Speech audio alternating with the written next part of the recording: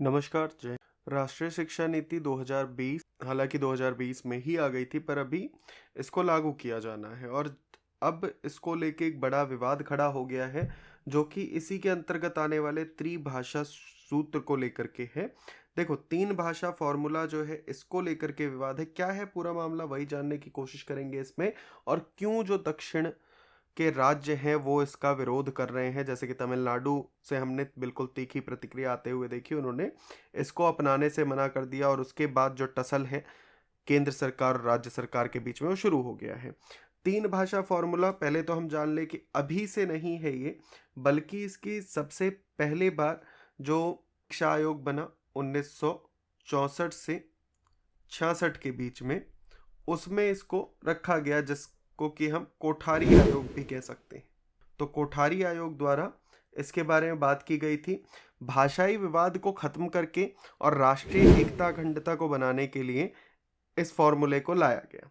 अब इसके अंतर्गत था क्या? इस फॉर्मूले के अंतर्गत ये कहा गया कि हमें क्या करना चाहिए, तीन भाषाओं का ज्ञान रखना चाहिए, यानी कि हमारे जितने भी छात्र छात्राएं हैं उनको तीन भाषाएं सिखाई जानी चाहिए। कौन सी वो तीन भाषाएं होंगी? सबसे पहली तो वो भाषा रहे जो भी उनकी मातृभाषा है। ठीक है, तो सबसे पहले मातृभाषा को सिखाया जाना चाहिए, तो ये तो पहली है ही मेन। उसके साथ एक संघ की कोई भी आधिकारिक भाषा हो जो उन्हें सिखाई जाए। और तीसरे नंबर पे पहली दो भाषाओं के अलावा कोई भी आधुनिक भाषा यहाँ पे सिखाई जा सकती है, जिसको कि हम कह सकते हैं कोई यूरोपियन भाषा सिखा दो या और कोई भी भारतीय भाषाएं भी सिखाई जा सकती हैं। ठीक है, अब 1968 के अंदर इसे लागू करने का प्रस्ताव रखा गया था, जिसमें हिंदी भाषी जो राज्य थे उनको हिंदी और अंग्रेजी के अलावा एक कोई दक्षिण भारतीय भाषा को सिखाया जाना, जबकि जो गैर हिंदी भाषी राज्य थे उनमें हिंदी और अंग्रेजी और कोई एक क्षेत्रीय भाषा पढ़ाई जानी। क्लियर है इतना? देखो, मंशा इसकी सीधी सी थी कि जो साउथ वाले स्टेट्स हैं, साउथ वाले स्टेट्स को हम हिंदी सिखा देंगे, ताकि आपस में जो साउथ के लोग हैं और इधर नॉर्थ के लोग हैं ये आपस में इंटरेक्ट कर सकें। ठीक है, एक दूसरे की बातों को समझ सकें। वहीं पे जो नॉर्थ इंडिया के राज्य हैं, जो स्टेट्स हैं, वहाँ पे जो लोग हैं उनको हम साउथ की कोई भी लैंग्वेज, चाहे तमिल हो, तेलुगु हो, कन्नड़ हो, मलयालम हो, इनमें से कोई एक भाषा कंपलसरी करके सिखा देंगे। पर हुआ क्या, जैसे जैसे समय बीता, साउथ ने एक तो इसको थोड़ा हिंदी हिंदी को लेकर के बहुत ज़्यादा खुली बाहों से हम कह लें कि उसका स्वागत नहीं किया गया, उस स्तर पे नहीं सिखाई गई जिस स्तर पे सिखाई जानी चाहिए थी। जबकि उन्होंने क्या किया कि जो भी उनकी एक लोकल लैंग्वेज थी, जो मातृभाषा थी, उसको और उसके साथ में इंग्लिश सीखने को ज़्यादा प्रेफरेंस दिया। वहीं पे जो तीसरी भाषा थी उसमें उन्होंने किसी यूरोपीय भाषा को इंक्लूड कर लिया। नॉर्थ में भी ऐसा ही कुछ हुआ। यहाँ पे क्या हुआ कि हिंदी तो अधिकतर जो स्कूलों में थी वो सिखाई ही जा रही थी मातृभाषा के तौर पे, उसके साथ में यहाँ पे सिखाई गई अंग्रेजी, उसको कंपलसरी कर दिया गया। और उसके साथ एक जो तीसरी भाषा रखनी थी, अधिकतर स्कूलों में वो या तो संस्कृत डाल दी गई, कहीं पे पंजाबी सिखाई गई। तो इस तरीके की भाषाएं सिखाई गई जो कि साउथ इंडियन भाषाओं से कहीं भी मेल नहीं खाती हैं। ठीक है, तो जो त्रिभाषाई फॉर्मूला था, जिस पे दारोमदार था कि वो साउथ को नॉर्थ से भाषाई तौर पे कनेक्ट कर दे, और अगर ये अच्छी तरीके से लागू किया जाता तो आप यकीन मानिए कि अभी हम जितने भी नॉर्थ इंडियंस हैं उनको काफ़ी ज़्यादा ज्ञान होता है साउथ इंडियन भाषाओं का।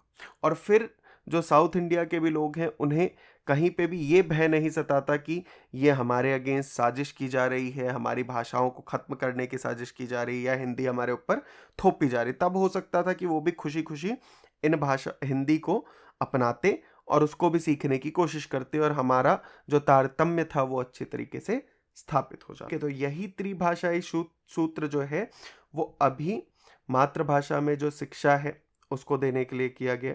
तो अभी ये जो त्रिभाषाई सूत्र है, इसी को जो नई शिक्षा नीति है 2020 की, इसमें अपनाया जाने के लिए कहा जा रहा है। और उसी को लेके पूरा विवाद है, जहाँ पे कि जो तमिलनाडु है उसने इसका विरोध किया है और मना कर दिया है कि हम यहाँ पे जो हिंदी है उसको नहीं सिखाएंगे। और क्योंकि उसने ऐसा मना कर दिया, तमिलनाडु सरकार ने मना कर दिया त्रिभाषाई फॉर्मूला को अपनाने के लिए, तो केंद्र ने भी अपनी जो समग्र शिक्षा अभियान है उसके तहत मिलने वाली 573 करोड़ रुपए की केंद्रीय सहायता को रोक दिया है। सर्व शिक्षा अभियान के तहत जो फंडिंग दी जा रही थी उसको रोक दिया। इसी वजह से ये मुद्दा गरमाया हुआ है। देखो होता क्या है, सर्व शिक्षा अभियान के अंतर्गत कैसे राज्य और केंद्र की फंडिंग होती है। तो जो सामान्य राज्य होते हैं जिनमें अपना पूरा राज्य का सिस्टम है, मशीनरी है, वहां पे केंद्र सरकार 60% योगदान करती है सर्व शिक्षा नीति में। वहीं पे जो पूर्वोत्तर के और हिमालयी राज्य हैं उनमें 90% तक का योगदान केंद्र सरकार द्वारा किया जाता है। वहीं पे जो ऐसे केंद्र शासित प्रदेश हैं जहां पे विधानसभा नहीं है, जैसे दिल्ली में विधानसभा है तो यहाँ पे नहीं होगा, बाकी के जैसे चंडीगढ़ हो गया, तो इन जो केंद्र शासित प्रदेश हैं इनमें 100% तक पूरा केंद्र सरकार जो है वो वहन करती है इस खर्चे का। देखो अभी जो नई शिक्षा नीति आई है ये 29 जुलाई को हमारी 2020 के अंदर इसको लाया गया है। इसका उद्देश्य ये है कि हम जो हमारी शिक्षा है उसको और ज़्यादा अच्छा बना सकें, आज के परिप्रेक्ष्य में उसको लाया जा सके। और जो 1986 की हमारी शिक्षा नीति है उसको यहाँ पे ये बदलेगी, उसका स्थान लेगी और 21वीं सदी की जो आवश्यकताएं हैं उनके अनुसार शिक्षा प्रणाली में सुधार करेगी, जिसके अंतर्गत हम समग्र हॉलिस्टिक और बहुविषयक शिक्षा को बढ़ावा दे सकते हैं। ठीक है, स्कूली शिक्षा में सुधार करने का भी लक्ष्य रखा गया है कि 10+2 प्रणाली को बदलकर 5+3+3+4 प्रणाली यहाँ पे लागू की जा सके। साथ ही साथ क्योंकि मातृभाषा में किसी भी चीज़ को सीखना बहुत ही सहज रहता है तो ये रखा गया है प्रावधान कि प्राथमिक स्तर पर जो मातृभाषा है, क्षेत्रीय भाषा है, उसी में शिक्षा को बढ़ावा दिया जाए ताकि जो छात्र छात्राएं हैं उनमें बौद्धिक विकास अच्छी तरीके से हो सके, वो पढ़ना लिखना अच्छे से शुरुआती तौर पे ही सीख पाएं। इसी के साथ ही जिस पे हमने पूरा चर्चा ही की है कि बहुभाषावाद को बढ़ावा देने का लक्ष्य है, 3 भाषा फॉर्मूला को अपनाया जाएगा। नई मूल्यांकन प्रणाली को इसमें रखा जाएगा जिसमें जो रटने की बजाय समझने पे और विश्लेषण को प्राथमिकता देने पे जोर दिया जाएगा। उच्च शिक्षा में भी सुधार करने का प्रावधान रखा गया है। वही कि आप पहले क्या था कि अगर आप पूरा किसी डिग्री कोर्स में एडमिशन लेते तो पूरा 3 साल 4 साल जब कंप्लीट करोगे उसके बाद ही डिग्री आपको दी जाएगी। बीच में कभी भी आप छोड़ते हो तो आपका वो पूरा जो आपने समय लगाया, पैसा लगाया, वो सब बर्बाद है। पर अभी क्या किया गया है कि अलग अलग समय पे अगर आप छोड़ते हो तो कम से कम कुछ ना कुछ आपको मिल जाएगा। जैसे अगर आप 1 साल का कोई कोर्स कर लेते हो जो कि हालांकि होना 3 साल में था तो उसके अंतर्गत आपको सर्टिफिकेट दे दिया जाएगा। वहीं पे अगर उसको आप 2 साल में छोड़ते हो तो आपको डिप्लोमा मिल गया और पूरा 3 साल कर लिया आपने तो डिग्री मिल गई। तो इस तरीके के कुछ सुधारों को किया जा रहा है। आप इस बारे में क्या सोचते हैं? त्रिभाषा नीति को लेके आप क्या सोचते हैं? क्या ये अच्छा कदम है? पहले क्या ये फॉर्मूला अच्छा था?